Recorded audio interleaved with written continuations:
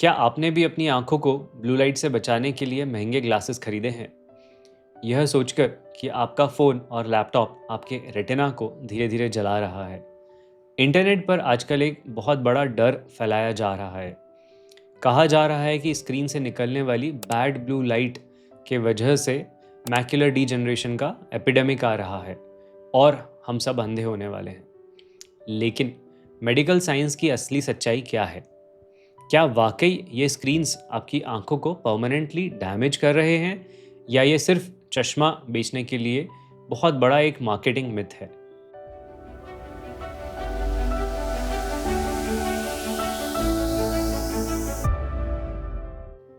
नमस्ते दोस्तों, मैं हूं doctor Saurabh Deshmukh, eye specialist, retina और कैटरेक्ट सर्जन भोपाल से। एक रेटिना सर्जन होने के नाते मैं रोज़ हॉस्पिटल में पेशेंट्स की आंखें चेक करता हूं और उनकी सर्जरीज करता हूं। आज के इस वीडियो में हम डर या अफवाह को नहीं बल्कि सॉलिड मेडिकल फैक्ट्स और साइंटिफिक रिसर्च पर बात करेंगे।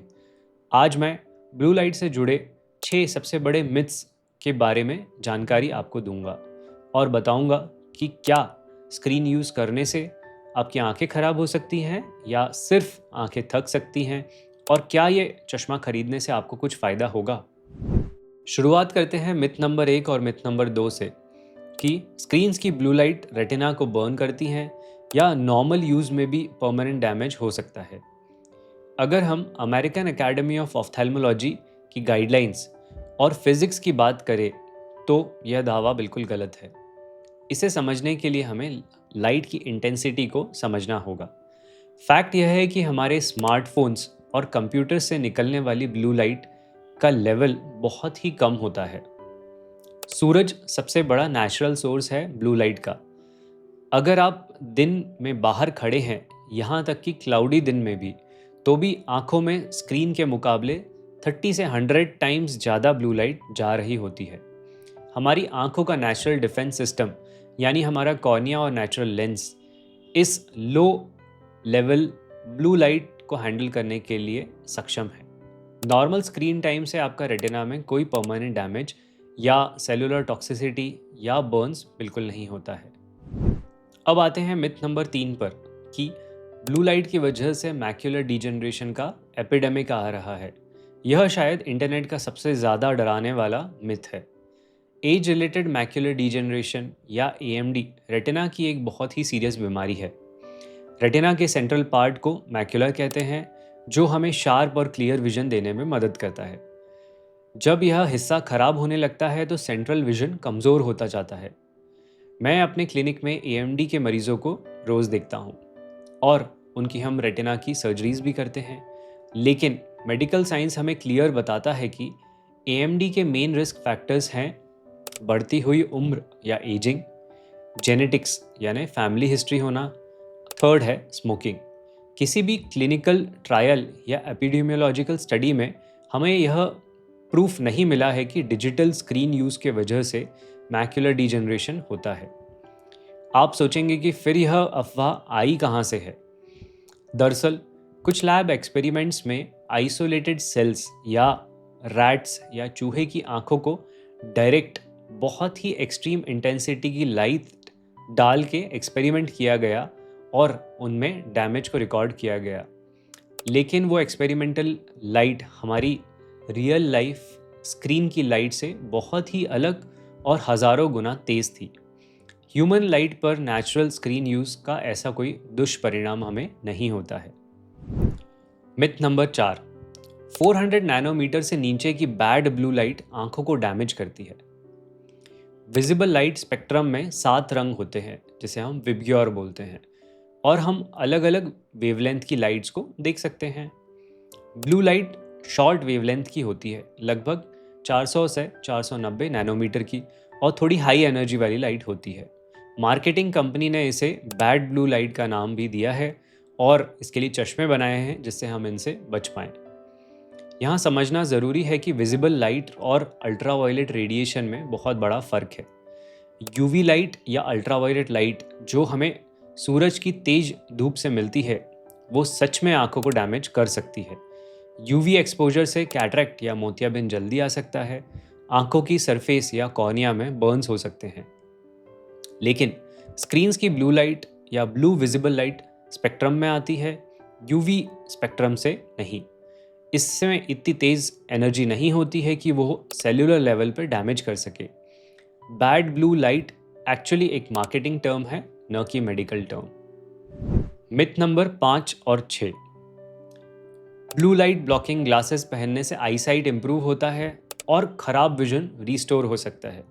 यह एक बहुत बड़ा मिसकंसेप्शन है जो लोगों को भ्रमित करता है। अगर आपको दूर या पास का चश्मा लगा है, रिफ्रैक्टिव एरर जैसे मायोपिया, हाइपरमेट्रोपिया या एस्टिग्मेटिज्म है, तो वो आपकी आंखों के शेप, साइज और कॉर्निया के शेप साइज के ऊपर डिपेंड करता है, न कि चश्मे के ऊपर। ब्लू लाइट ग्लासेस सिर्फ एक फिल्टर हैं जो आपकी आंखों की एनाटॉमी को चेंज नहीं कर सकते हैं। ये ग्लासेस न तो आपकी आई साइट को बेहतर कर पाते हैं और न ही चश्मे के नंबर को कम कर सकते हैं और न ही खराब विजन को वापस अच्छा बना सकते हैं। अगर आपको धुंधला दिख रहा है तो प्रॉपर ऑफ्थेल्मोलॉजिस्ट को मिलके एक प्रॉपर प्रिस्क्रिप्शन ग्लासेस या चश्मे का नंबर की ज़रूरत आपको है और आपको लेना है। कई बार लोग ब्लू कट ग्लासेस पहनकर कहते हैं कि इससे हमें अच्छा दिख रहा है। वो असल में स्क्रीन की ग्लेयर या चमक को कम करते हैं, न कि विजन को इम्प्रूव करते हैं। तो अब सबसे बड़ा सवाल खड़ा होता है, अगर ब्लू लाइट हमारी आंखों को फिजिकल डैमेज नहीं करती है, तो दिन भर लैपटॉप या फ़ोन पर काम करने के बाद हमारी आंखें इतनी थकी हुई, भारी, ड्राई और लाल क्यों हो जाती हैं? और हमें सिरदर्द क्यों होता है? इसका कारण ब्लू लाइट नहीं है। इसका कारण है डिजिटल आई स्ट्रेन, जिसे हम कंप्यूटर विजन सिंड्रोम भी कहते हैं। जब हम लगातार स्क्रीन को घूरते रहते हैं तो हमारी आंखों के साथ दो मुख्य समस्याएं होती हैं। पहला, हमारा ब्लिंक रेट, पलकें झपकने की स्पीड।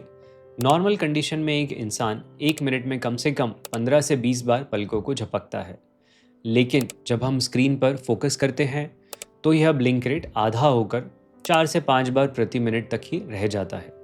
हमारी आंखों के ऊपर आंसू की एक परत या टीयर फिल्म होती है जो आंखों को स्मूथ और क्लियर रखती है।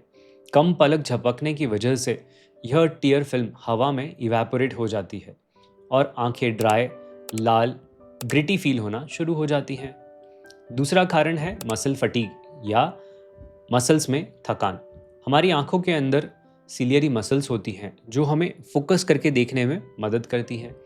जब आप घंटों तक सिर्फ 2 फीट दूर रखे लैपटॉप को देखते रहते हैं तो यह मसल्स लगातार एक ही पोजीशन में कॉन्ट्रैक्टेड या सिकुड़ी रहती हैं और शरीर की किसी भी मसल की तरह लगातार काम करने की वजह से यह थक जाती हैं और स्पैज़म में चली जाती हैं, जिससे आंखों में भारीपन और सिरदर्द होता है। तो इस डिजिटल आई स्ट्रेन का ट्रीटमेंट क्या है? पहला है 20-20-20 रूल।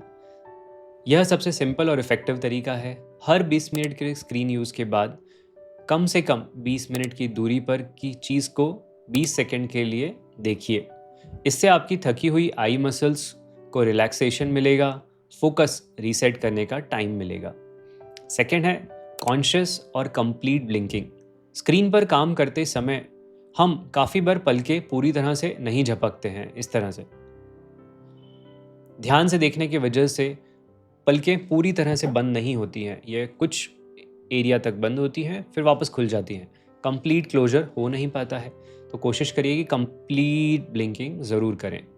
थर्ड है अर्गोनॉमिक्स। कोशिश करिए कि आपका स्क्रीन एक हाथ की दूरी पर रहे। स्क्रीन का टॉप का लेवल आपकी आंखों के लेवल पे हो, ताकि स्क्रीन को हल्का सा नीचे करके आपको देखना पड़े। इससे आपकी आंखें नेचुरल या नॉर्मल पोजीशन में रहेंगी और इससे हमें एक्सर्शन कम करना पड़ेगा। फोर्थ है प्रॉपर लाइटिंग। कभी भी एकदम अंधेरे कमरे में ब्राइट स्क्रीन पर काम ना करें। स्क्रीन की ब्राइटनेस को कमरे की ब्राइटनेस के साथ मैच होना चाहिए है, जिससे आई स्ट्रेन मिनिमाइज होगा। 5वें नंबर पे है ल्यूब्रिकेटिंग आई ड्रॉप्स। अगर ड्राइनेस ज़्यादा फील हो रही है तो आप एक प्रेजर्वेटिव फ्री आर्टिफिशियल टीयर आई ड्रॉप ले सकते हैं।